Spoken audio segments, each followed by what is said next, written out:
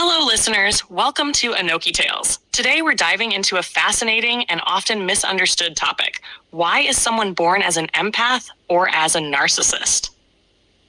Now, before we begin, let's clarify. No one is born with a fully formed empathic or narcissistic personality, but the seeds, the tendencies, the wiring, they can certainly start early in life. And that's what we're going to explore today. Let's start with empaths. An empath is someone deeply attuned to the emotions of others.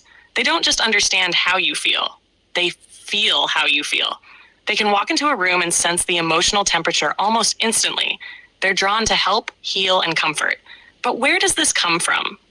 There's no single answer, but science points to a combination of genetics, brain wiring, and early life experiences. Some people are born with a highly sensitive nervous system. Research suggests about 15 to 20% of the population is genetically more sensitive to external stimuli.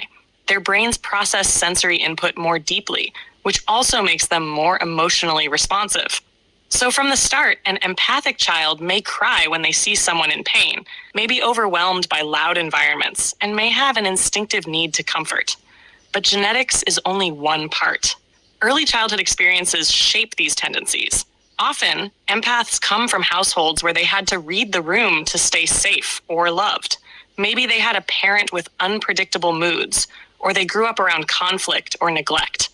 So they learned, if I can anticipate emotions, I can prevent problems. This hypervigilance over time turns into deep empathy. But here's the beautiful part. As empaths grow, many turn this early survival mechanism into genuine compassion and a gift for connection. They become the healers, the listeners, the shoulders the world leans on. Now let's shift to the narcissist.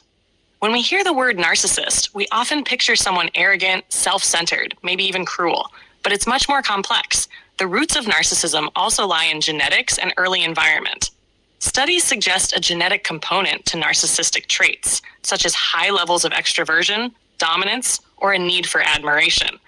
But again, childhood plays a huge role. Many narcissists were raised in environments of either excessive pampering or deep neglect. In some cases, a child is told they are special, superior, better than everyone else, but only as long as they meet certain expectations. In other cases, a child is emotionally deprived, ignored, or even abused, and they develop narcissistic defenses to protect themselves. The common thread? Unmet core needs. Whether through overpraise or neglect, the narcissistic child doesn't develop a stable sense of self-worth. They end up creating a false self, a mask of perfection, charm, and success to win love, attention, and approval. But underneath, there's often a hidden fragility, a fear of being unworthy or unlovable. Now here's the twist. While empathic and narcissistic traits look like opposites, they often come from the same human need to be seen, valued, and loved. Both the empath and the narcissist adapt to their environments, but in very different ways. The empath says, if I focus on others, I'll be safe and loved. The narcissist says, if I make myself special, I'll finally get the love I need. Neither is purely good or bad. Empaths can burn out, become people pleasers, or lose themselves in others' pain. Narcissists can succeed in leadership, creativity, and innovation, but struggle deeply with vulnerability and intimacy. So are people truly born this way? No, but they are born with certain predispositions.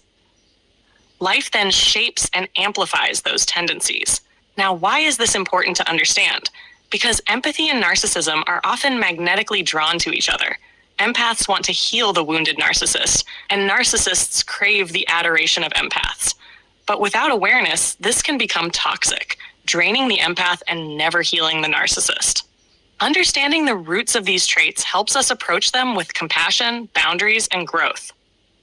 Empaths can learn to protect their energy. Narcissists can work on healing their wounds and building real self-worth. So, as we wrap up, here's my invitation to you.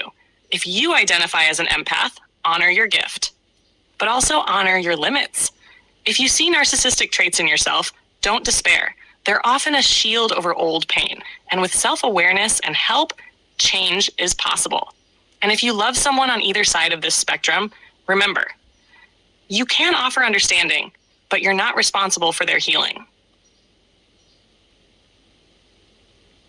Thank you so much for listening today on Anoki Tales. If you found this talk valuable, please like, subscribe, and share your thoughts in the comments below. Stay kind, stay curious, and I'll see you in the next story.